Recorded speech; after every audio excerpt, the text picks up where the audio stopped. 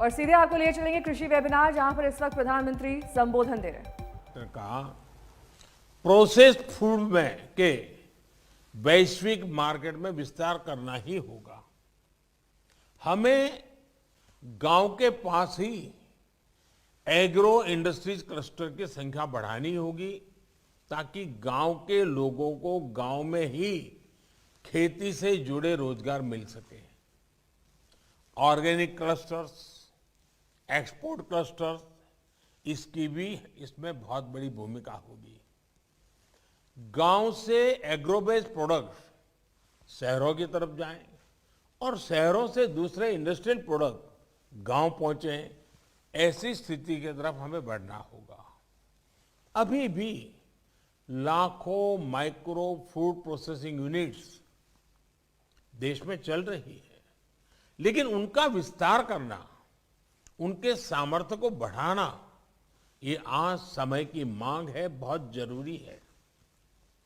One district one product, इस योजना कैसे हमारे उत्पादों को विश्व बाजार तक लेकर जाएं, इसके लिए हमें पूरी ताकत से जुटना होगा।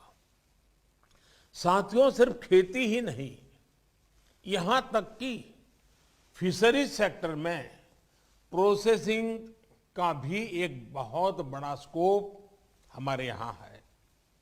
भले ही हम दुनिया के बड़े फिश प्रोड्यूसर हैं, एक्सपोर्टर में से एक है, लेकिन प्रोसेस्ड फूड के इंटरनेशनल मार्केट में हमारी उपस्थिति बहुत सीमित है।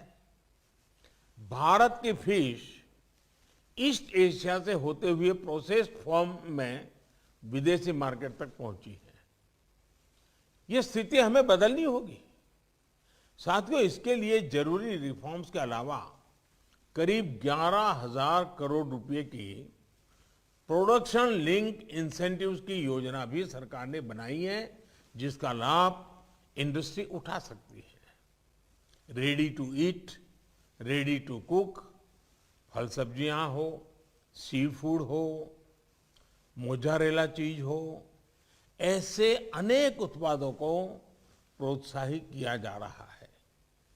कोविड के बाद देश और विदेश में ऐसे बेहतरीन प्रोडक्ट्स की डिमांड कितनी बढ़ गई है, ये आप मुझसे बेहतर जानते हैं। साथियों, ऑपरेशन ग्रीन्स योजना के तहत किसान रेल के लिए सभी फलों और सब्जियों के परिवहन पर 50% सब्सिडी दी जा रही है। किसान रेल भी आज देश के कोल्ड स्टोरेज नेटवर्क का सशक्त माध्यम बनी है। ये किसान रेल छोटे किसानों, मछुआरों को बड़े बाजार और ज्यादा डिमांड वाले बाजार से जोड़ने में सफल हो रही है। बीते 6 महीने में ही करीब 350 किसान रेल चलाई जा चुकी हैं और इनके जरिए करीब 1 लाख मैट्रिक टन फल और सब्जियां ट्रांसपोर्ट की जा चुकी है। ये छोटे किसानों के लिए बहुत बड़ा माध्यम तो है ही, कंज्यूमर और इंडस्ट्री को भी इसका लाभ हो रहा है। साथियों, देश भर के जिलों के बीच में वहां पैदा होने वाले फल सब्जियों की प्रोसेसिंग के लिए क्लस्टर्स बनाने पर बल दिया जा रहा है। इसी तरह आत्मनिर्भर अभियान के तहत प्रधानमंत्री सूक्ष्म खाद्य प्रसंस्करण उद्यम उन्नयन स्कीम के तहत लाखों छोटी फूड एंड प्रोसेसिंग यूनिट्स को मदद की जा रही है। इसके लिए जरूरी इंफ्रास्ट्रक्चर से लेकर यूनिट्स लगाने तक आपकी भागीदारी बहुत महत्वपूर्ण है।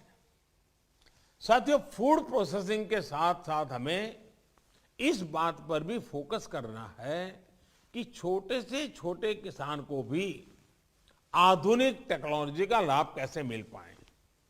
देश के छोटे किसान ट्रैक्टर, पराली वाली मशीनें या फिर दूसरी मशीनें अफोर्ड नहीं कर सकते।